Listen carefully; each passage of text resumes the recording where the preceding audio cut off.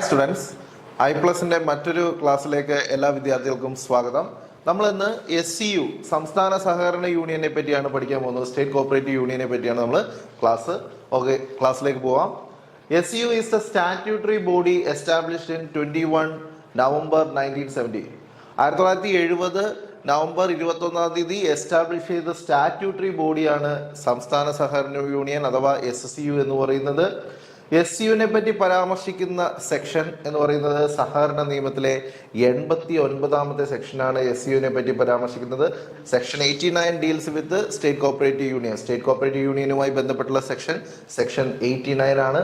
ഇനി state cooperative യൂണിയനെ പറ്റി define ചെയ്തിരിക്കുന്നത്, നിർവഹിച്ചിരിക്കുന്നത് എവിടെയാണ് എന്ന് വെച്ചിട്ടുണ്ടെങ്കിൽ അത് KCS ആക്ടിലെ സെക്ഷൻ 2S KCS ആക്ടിലെ സെക്ഷൻ 2S SCUവിനെ പറ്റി ഡിഫൈൻ ചെയ്തിരിക്കുന്നത്. ഇനി SCUവിന്റെ ഹെഡ്ക്വാർട്ടേഴ്സ് പ്രവർത്തിക്കുന്നത് എവിടെയാണ് എന്ന് ചോദ്യം വന്നിട്ടുണ്ടെങ്കിൽ അതിന്റെ ഉത്തരം തിരുവനന്തപുരത്താണ്. SCUവിന്റെ ഹെഡ്ക്വാർട്ടേഴ്സ് പ്രവർത്തിക്കുന്നത്. The highest non-official body of cooperative movement in Kerala ചോദിച്ചിട്ടുണ്ടെങ്കിൽ അത് സംസ്ഥാന സഹകരണ യൂണിയനാണ്. അപ്പൊ highest non official body of cooperative movement in Kerala ചോദിച്ചിട്ടുണ്ടെങ്കിൽ അത് SCU ആണ്. എന്നാൽ അതേ ചോദ്യം തന്നെ നാഷണൽ ലെവലിൽ ചോദിക്കുകയാണെങ്കിൽ അത് NCUA ആണ് അതിന്റെ ഉത്തരം എന്നുള്ളത് ഓർത്തു വയ്ക്കുക. ഓക്കെ, അപ്പൊ നമ്മളിപ്പോ പറഞ്ഞു വന്നത് സംസ്ഥാന സഹകരണ യൂണിയൻ എസ്റ്റാബ്ലിഷ് ചെയ്തത് 1970 നവംബർ മാസം 21 അതുപോലെ തന്നെ സംസ്ഥാന സഹകരണ യൂണിയനെ പറ്റി പറയുന്ന സെക്ഷൻ 89 സെക്ഷൻ 89 KCS ആക്ടിലെ സെക്ഷൻ 89 സംസ്ഥാന സഹകരണ യൂണിയനെ പറ്റി പറയുന്നത്. അതേപോലെ തന്നെ സംസ്ഥാന സഹകരണ യൂണിയനെ നിർവചിച്ചിരിക്കുന്നത് സെക്ഷൻ 2 ഡെഫിനേഷൻ എന്ന് പറയുന്നത് സെക്ഷൻ 2 ആണ്. ആ സെക്ഷൻ 2 എസിലാണ് പറയുന്നത് SCUവിനെ പറ്റി പറയുന്നത്. ഹെഡ്ക്വാർട്ടേഴ്സ് എന്ന് പറയുന്നത് തിരുവനന്തപുരത്താണ്.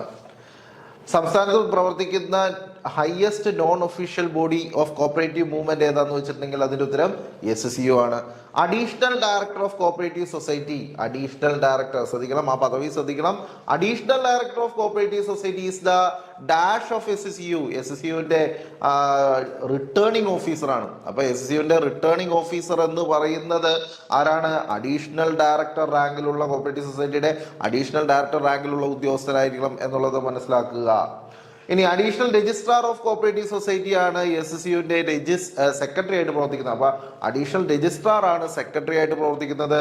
അഡീഷണൽ ഡയറക്ടർ ആണ് റിട്ടേണിംഗ് ഓഫീസർ ആയിട്ട് പ്രവർത്തിക്കുന്നത് എന്ന് ഓർത്തു വയ്ക്കുക. ഇനി registrar of cooperative society RCS is the chairman of central board of examination constituted under SCU നടത്തുന്ന പരീക്ഷകളുടെ സെൻട്രൽ ബോർഡ് ഓഫ് എക്സാമിനേഷന്റെ ചെയർമാൻ എന്ന് പറയുന്നത് ആരായിരിക്കും? രജിസ്ട്രാർ ഓഫ് കോപ്പറേറ്റീവ് സൊസൈറ്റി ആയിരിക്കും എന്നുള്ളത് മനസ്സിലാക്കുക. Additional registrar is the secretary of central board of examination constitute. അപ്പൊ നമ്മൾ നേരത്തെ ചെയർമാനെ പറ്റി പറഞ്ഞത് സെൻട്രൽ ബോർഡ് ഓഫ് എക്സാമിനേഷന്റെ ചെയർമാൻ എന്ന് പറയുന്നത് RCS ആയിരിക്കും, രജിസ്ട്രാർ ആയിരിക്കും. എന്നാൽ ആ പരീക്ഷാ നടത്തിപ്പിന്റെ സെക്രട്ടറി എന്ന് പറയുന്നത് ആരായിരിക്കും? അഡീഷണൽ രജിസ്ട്രാർ ആയിരിക്കും. ഇനി കോപ്പറേറ്റീവ് മെമ്പർ എഡ്യൂക്കേഷൻ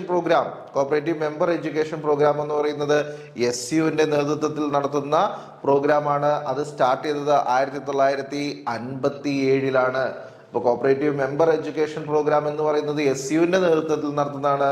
അത് സ്റ്റാർട്ട് ചെയ്തത് 1957.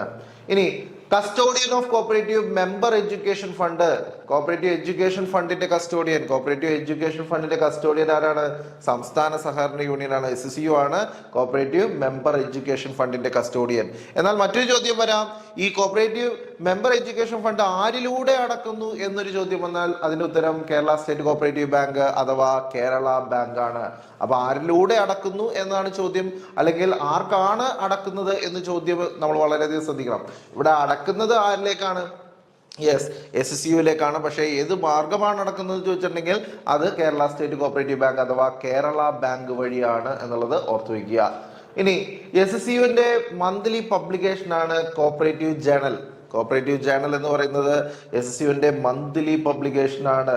അത് ആ ഒരു മാഗസിൻ ഇറക്കി തുടങ്ങിയത് 1952 മുതലാണ്. അപ്പൊ കോപ്പറേറ്റീവ് ജേണൽ ഇറക്കി തുടങ്ങിയത് 1952 മുതലാണ്. അത് SCUവിന്റെ മന്ത്ലി പബ്ലിക്കേഷൻ ആണ് എന്നുള്ളത് ഓർത്തു വയ്ക്കുക. ഇനി SSUവിന്റെ ആദ്യത്തെ president, first president of SSU എന്ന് പറയുന്നത് KR ഇളങ്കത്താണ്. KR ഇളങ്കത്താണ് ആദ്യത്തെ ഫസ്റ്റ് പ്രസിഡന്റ് എന്ന് പറയുന്നത്. അദ്ദേഹത്തിന്റെ പുസ്തകമാണ് എൻ്റെ സഹകരണ പര്യടനങ്ങൾ. എന്നത് KR ഇളങ്കത്തിന്റെ പുസ്തകമാണ്. ഫസ്റ്റ് ചെയർമാൻ എന്ന് പറയുന്നത് PG മേനോനാണ്. SSUവിന്റെ ഫസ്റ്റ് ചെയർമാൻ PG മേനോനാണ്. First additional registrar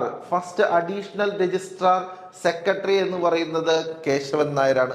first additional registrar secretary എന്ന് പറയുന്നത് കേശവൻ നായരാണ്.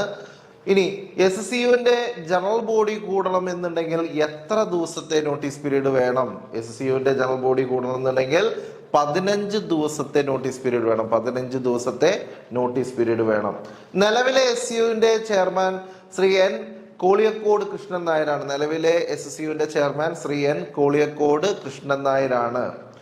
ഓക്കെ, ഇനി നെക്സ്റ്റ് സ്ലൈഡിലേക്ക് പോവാം. Quorum of general body meeting. SSUവിന്റെ കോറം എന്ന് പറയുന്നത് the minimum number of persons required to conduct a meeting is called dash quorum. Quorum എന്ന് പറയുന്നത് the minimum number of person needed to conduct a meeting is called quorum. അതേപോലെ തന്നെ the items transacted in a meeting is called agenda. അപ്പൊ agenda എന്ന് പറയുന്നത് ആ മീറ്റിംഗിൽ എന്തൊക്കെ കാര്യങ്ങളാണ് പറയാൻ പോകുന്നത് അല്ലെങ്കിൽ അതിന്റെ കാര്യ പരിപാടിയെ പറ്റി പറയുന്നതാണ് അജണ്ട. ഒരു മീറ്റിംഗിൽ ഇത്ര പേര് മിനിമം പങ്കെടുക്കണം എന്ന് പറയുന്നതിനെയാണ് നമ്മൾ കോറം എന്ന് പറയുന്നത്. ഇവിടെ SSUവിന്റെ കോറം നമുക്ക് നോക്കാം. The quorum of general body meeting shall be എത്രയാണ്? 20 മെമ്പേഴ്സ് അല്ലെങ്കിൽ 1/4 of the number of members of SSU. SSUവിന്റെ അംഗങ്ങളിൽ 1/4 members which ever is less. അവിടെയാണ് ശ്രദ്ധിക്കണം കേട്ടോ. അപ്പൊ അവിടെ വിച്ച് എവർ ഈസ് ലെസ് എന്നുള്ളത് ശ്രദ്ധിക്കണം. അപ്പൊ കോറം ഓഫ് ജനറൽ ബോഡി, SSUവിന്റെ കോറം, ജനറൽ ബോഡിയുടെ കോറം എന്ന് പറയുന്നത് 20 അംഗങ്ങളോ അല്ലെങ്കിൽ 4/1 അംഗങ്ങളുടെ മൊത്തം അംഗങ്ങളുടെ 4/1 ആകാം. വിച്ച് എവർ ഈസ് ലെസ്, ഏതാണോ കുറവ് അതാണ് അതിന്റെ കോറം എന്ന് പറയുന്നത്. ഇനി മിനിമം അഫിലിയേഷൻ ഫീസ്. നമ്മുടെ സംസ്ഥാനത്ത് പ്രവർത്തിക്കുന്ന സഹകരണ മേഖലയിലുള്ള സ്ഥാപനങ്ങൾ SSUവിൽ അഫിലിയേറ്റ് ചെയ്യണം.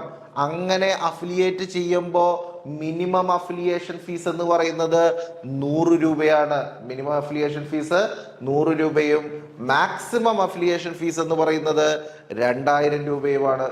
അപ്പൊ SSUവിന്റെ മിനിമം അഫിലിയേഷൻ ഫീസ് 100 രൂപയും മാക്സിമം അഫിലിയേഷൻ ഫീസ് 2000 രൂപയാണ്. Affiliation fees is calculated on the basis of dash. എന്തിന്റെ അടിസ്ഥാനത്തിലാണ് നമ്മൾ അഫിലിയേഷൻ ഫീസ് കാൽക്കുലേറ്റ് ചെയ്യുന്നത്? On the basis of paid up share capital. അടച്ചു തീർന്ന ഓഹരി മൂലധനത്തിന്റെ അനുപാതത്തിലാണ് നമ്മൾ അഫിലിയേഷൻ ഫീസ് കാൽക്കുലേറ്റ് ചെയ്യുന്നത്. അപ്പൊ അഫിലിയേഷൻ ഫീസ് കാൽക്കുലേറ്റ് ചെയ്യുന്നത് അടച്ചു തീർന്ന ഓഹരി മൂലധനത്തിന്റെ അനുപാതത്തിലാണ്, പെയ്ഡ് അപ്പ് ഷെയർ ക്യാപിറ്റലിന്റെ അനുപാതത്തിലാണ് എന്നുള്ളത് മനസ്സിലാക്കുക. യൂത്ത് കോപ്പറേറ്റീവ് എഡ്യൂക്കേഷൻ പ്രോഗ്രാം എന്ന് പറയുന്നത് SSU ഇംപ്ലിമെന്റ് ചെയ്ത മറ്റൊരു പ്രോഗ്രാമാണ്. അപ്പൊ SSU ഇംപ്ലിമെന്റ് ചെയ്ത മറ്റൊരു പ്രോഗ്രാമാണ് യൂത്ത് കോപ്പറേറ്റീവ് എഡ്യൂക്കേഷൻ പ്രോഗ്രാം. ഇനി SSUവിന്റെ ഫംഗ്ഷനുകളെ പറ്റി പറയുന്നത് ഏത് സെക്ഷനിലാണ്? KCS ആക്ടിന്റെ ഏത് സെക്ഷനിലാണ് SSUവിന്റെ ഫംഗ്ഷനുകളെ പറ്റി പറയുന്നത്? സെക്ഷൻ 91. സെക്ഷൻ 91ലാണ് SSUവിന്റെ ഫംഗ്ഷനുകളെ പറ്റി പറയുന്നത്. SSUവിനെ പറ്റി പറയുന്നത് 89ലാണ്. SSUവിന്റെ ഫംഗ്ഷനുകളെ പറ്റി പറയുന്നത് 91ലാണ് എന്നുള്ളത് മനസ്സിലാക്കുക. ഇനി ഓഡിറ്റ് ഇൻ SSUവിന്റെ ഓഡിറ്റ് നടത്തുന്നത് ആരാണ്? ഡയറക്ടർ ഓഫ് കോപ്പറേറ്റീവ് ഓഡിറ്റ് ആണ്. അപ്പോൾ SSUവിന്റെ ഓഡിറ്റ് നടത്തുന്നത് ആരാണ്? ഡയറക്ടർ ഓഫ് കോപ്പറേറ്റീവ് ഓഡിറ്റ് ആണ് SSUവിന്റെ ഓഡിറ്റ് നടത്തുന്നത്. ഇനി dispute relating to any matter in the constitution of general body and the managing committee of SSU. ഏതെങ്കിലും വിധേന SSUവിന്റെ എന്താ പറയാ ഭരണതലത്തിൽ ഉണ്ടാകുന്ന തർക്കങ്ങൾ, തർക്കങ്ങൾ ഉണ്ട് എങ്കിൽ അത് ജനറൽ ബോഡിയിൽ ഉണ്ടാകുന്ന തർക്കങ്ങളാകാം, അല്ലെങ്കിൽ മാനേജ്മെന്റ് കമ്മിറ്റിയിൽ ഉണ്ടാകുന്ന തർക്കങ്ങളാകാം. അങ്ങനെയുള്ള തർക്കങ്ങൾ shall be referred to dash. അത് ആരിലേക്കാണ് റെഫർ ചെയ്യുന്നത് ചോദിച്ചിട്ടുണ്ടെങ്കിൽ അത് അതാത് സമയം ഭരിക്കുന്ന ഗവൺമെന്റിലേക്കാണ് അത് റെഫർ ചെയ്യുന്നത്. അപ്പോൾ SSUവിൽ ഉണ്ടാകുന്ന തർക്കങ്ങൾ, ഡിസ്പ്യൂട്ട്സ് ഉണ്ടാവുകയാണെങ്കിൽ അത് മാനേജിംഗ് കമ്മിറ്റിയുടെ ഭാഗത്തു നിന്നുള്ള തർക്കങ്ങളാവാം, ജനറൽ ബോഡിയുടെ ഭാഗത്തു നിന്നുള്ള തർക്കങ്ങളാണ് എങ്കിൽ പോലും അത് റെഫർ ചെയ്യുന്നത് ആരിലേക്കാണ്? ഗവൺമെന്റിലേക്കാണ് എന്നുള്ളത് മനസ്സിലാക്കുക. Next one managing committee. SCUവിന്റെ മാനേജിംഗ് കമ്മിറ്റിയെ പറ്റിയാണ് പറയുന്നത്. മാനേജിംഗ് കമ്മിറ്റിയുടെ കാലാവധി എന്ന് പറയുന്നത് 5 വർഷമാണ്. The term of managing committee of SCU is -years, 5 years from the date of taking charge. അപ്പോൾ ഈ പറയുന്ന ചാർജ് ഏറ്റെടുത്തതിന് ശേഷം 5 വർഷ കാലാവധിയാണ് സംസ്ഥാന സഹകരണ യൂണിയനിലെ മാനേജിംഗ് കമ്മിറ്റി അംഗങ്ങളുടെ കാലാവധി എന്ന് പറയുന്നത്. ഇനി meeting for the managing committee should be, എത്ര ദിവസത്തെ നോട്ടീസ് പീരീഡ് വേണം? മീറ്റിംഗ് നടത്താനായിട്ട് 7 ദിവസത്തെ നോട്ടീസാണ് വേണ്ടത് കേട്ടോ. അപ്പോൾ ഇവിടെ മാനേജിംഗ് കമ്മിറ്റിയുടെ മീറ്റിംഗ് നടത്താനായിട്ട് 7 ദിവസത്തെ നോട്ടീസാണ് വേണ്ടത് എന്നുള്ളത് മനസ്സിലാക്കുക. ഇനി ദ മെമ്പേഴ്സ് ഓഫ് SCUവിന്റെ മാനേജിംഗ് കമ്മിറ്റിയിലെ അംഗങ്ങളുടെ എണ്ണം, SCUവിന്റെ മാനേജിംഗ് കമ്മിറ്റിയിലെ അംഗങ്ങളുടെ എണ്ണം എന്ന് പറയുന്നത് 23 അംഗങ്ങളാണ്. അപ്പൊ SCUവിന്റെ മാനേജിംഗ് കമ്മിറ്റിയുടെ അംഗങ്ങൾ എന്ന് പറയുന്നത് 23 അംഗങ്ങളാണ്. കോറം എന്ന് പറയുന്നത് ജസ്റ്റ് അബവ് 50% വെച്ച് നോക്കിയാലും കറക്റ്റ് ആണ്. കാരണം 23ന്റെ പകുതി വെച്ചിട്ടുണ്ടെങ്കിൽ അതിന്റെ തൊട്ടു മുകളിൽ എത്രയാ? 12 ആണ്, 12 ആണ് കോറം എന്ന് പറയുന്നത്. അപ്പൊ SCUവിന്റെ മാനേജിംഗ് കമ്മിറ്റി മീറ്റിംഗ് കൂടണമെന്നുണ്ടെങ്കിൽ എത്ര ദിവസത്തെ നോട്ടീസ് പീരീഡ് വേണം? 7 days നോട്ടീസ് പീരീഡ് റിക്കവർ ചെയ്യുന്നു. അതുപോലെ തന്നെ അതിന്റെ അംഗങ്ങള്, SCUവിന്റെ മാനേജിംഗ് കമ്മിറ്റിയിലെ അംഗങ്ങളുടെ എണ്ണം 23. അതുപോലെ തന്നെ അതിനകത്ത് കോറം എന്ന് പറയുന്നത് എത്രയാണ്? 12 ആണ് കോറം. ഇനി സംസ്ഥാന ഗവൺമെന്റിന്റെ നോമിനികളായിട്ട് എത്ര പേരുണ്ടാവും? SCUവിന്റെ കമ്മിറ്റിയിൽ സംസ്ഥാന ഗവൺമെന്റിന്റെ നോമിനികളായിട്ട് 2 പേരാണ് ഉണ്ടാവുക. അപ്പൊ സംസ്ഥാന ഗവൺമെന്റിന്റെ നോമിനിയായിട്ട് SCUവിന്റെ കമ്മിറ്റിയിൽ മാനേജിംഗ് കമ്മിറ്റിയിൽ 2 അംഗങ്ങളാണ് ഉണ്ടാവുക എന്നുള്ളത് മനസ്സിലാക്കുക. Additional registrar secretary is the ex officio member of managing committee of SCU. അപ്പൊ SCUവിന്റെ എക്സ് ഒഫീഷ്യോ മെമ്പർ ആരാണ് എന്ന് ചോദിച്ചിട്ടുണ്ടെങ്കിൽ അത് അഡീഷണൽ രജിസ്ട്രാർ സെക്രട്ടറി ആണ്. ഇനി nomination of election for SCU to be submitted in the form number dash. SCUവിന്റെ ഇലക്ഷനുമായി ബന്ധപ്പെട്ട്, SCUവിന്റെ തെരഞ്ഞെടുപ്പുമായി ബന്ധപ്പെട്ടുള്ള നാമനിർദ്ദേശ പത്രിക കൊടുക്കേണ്ടത് ഏത് ഫാറത്തിലാണ് എന്ന് ചോദിച്ചിട്ടുണ്ടെങ്കിൽ ഫാറം നമ്പർ 14B-യിലാണ്. അപ്പൊ SCUവിന്റെ മാനേജിംഗ് കമ്മിറ്റിയുമായിട്ട് ബന്ധപ്പെട്ടുള്ള തെരഞ്ഞെടുപ്പുമായി ബന്ധപ്പെട്ടുള്ള നാമനിർദ്ദേശ പത്രിക കൊടുക്കേണ്ടത് ഫാറം നമ്പർ 14B-യിലാണ് എന്നുള്ളത് ഓർക്കുക. General body meeting and the managing committee meeting presided by dash. അപ്പോൾ ഇവിടെ SCUവിന്റെ ജനറൽ ബോഡി മീറ്റിംഗ് ആയിക്കോട്ടെ, അതുപോലെ തന്നെ മാനേജിംഗ് കമ്മിറ്റി മീറ്റിംഗ് ആയിക്കോട്ടെ, അത് പ്രിസൈഡ് ചെയ്യുന്നത് ആരായിരിക്കും? ചെയർമാൻ ആയിരിക്കും. ആ പറയുന്ന മീറ്റിംഗിന്റെ ചെയർമാൻ ആയിരിക്കും അത് പ്രിസൈഡ് ചെയ്യുന്നത് എന്നുള്ളത് മനസ്സിലാക്കുക. അടുത്ത് നമ്മൾ കാണുന്നത് കിക്മയാണ് കാണുന്നത്. കിക്മയുടെ ഫുൾ ഫോം ചോദിക്കാം. Kerala institute of cooperative management. Kerala institute of cooperative management ആണ് നിങ്ങൾ ആ ചിത്രത്തിൽ കാണുന്നത്. Is the institute managed by dash. അതാരാണ് മാനേജ് ചെയ്യുന്നത്? സംസ്ഥാന സഹകരണ യൂണിയൻ ആണ് കിക്മ മാനേജ് ചെയ്യുന്നത്. കിക്മ വന്ന വർഷം 1999 കിക്മ വന്നത്. ചില ബുക്കുകളിൽ വ്യത്യാസമുണ്ട്, നിങ്ങൾ ശ്രദ്ധിക്കുക. 1999 കിക്മ വന്നത്. കിക്മ പ്രവർത്തിക്കുന്നത് തിരുവനന്തപുരം ജില്ലയിലെ നെയ്യാർ ഡാമിലാണ് എന്നുള്ള വസ്തുത ഓർത്തു വയ്ക്കുക. അപ്പൊ മാനേജിംഗ് കമ്മിറ്റിയുമായി ബന്ധപ്പെട്ട് നമ്മൾ ശ്രദ്ധിക്കുന്ന കാര്യം, മാനേജ്മെന്റ് കമ്മിറ്റിയുടെ ടേം എത്ര നാളാണ്? 5 വർഷമാണ്. ചാർജ് എടുത്ത് 5 വർഷമാണ് പറയുന്നത്. അതേപോലെ മാനേജിംഗ് കമ്മിറ്റിയുടെ മീറ്റിംഗ് എന്ന് പറയുന്നത് 7 ദിവസത്തിന് മുമ്പ് നോട്ടീസ് പീരീഡ് കൊടുത്തിരിക്കണം. മാനേജിംഗ് കമ്മിറ്റിയിലെ അംഗങ്ങൾ എന്ന് പറയുന്നത് SCUവിന്റെ മാനേജിംഗ് കമ്മിറ്റിയിലെ അംഗങ്ങൾ 23 അംഗങ്ങളാണ്. കോറം എന്ന് പറയുന്നത് 12 അംഗങ്ങളാണ്. ഗവൺമെന്റ് നോമിനി എന്ന് പറയുന്നത് 2 അംഗങ്ങളാണ്. ഇവിടെ ex officio member of SCU ചോദിച്ചിട്ടുണ്ടെങ്കിൽ അഡീഷണൽ രജിസ്ട്രാർ സെക്രട്ടറി ആണ്. നോമിനേഷൻ നാമനിർദ്ദേശ പത്രിക, തെരഞ്ഞെടുപ്പുമായി ബന്ധപ്പെട്ടുള്ള നാമനിർദ്ദേശ പത്രിക കൊടുക്കുന്നത് ഏത് ഫാറത്തിലാന്ന് വെച്ചിട്ടുണ്ടെങ്കിൽ ഫാറം 14B-യിലാണ്. അതേപോലെ തന്നെ ജനറൽ ബോഡി മീറ്റിംഗ് ആയിക്കോട്ടെ, മാനേജിംഗ് കമ്മിറ്റി മീറ്റിംഗ് ആയിക്കോട്ടെ, അത് പ്രിസൈഡ് ചെയ്യണത് ആരാന്ന് വെച്ചിട്ടുണ്ടെങ്കിൽ ചെയർമാനാണ്.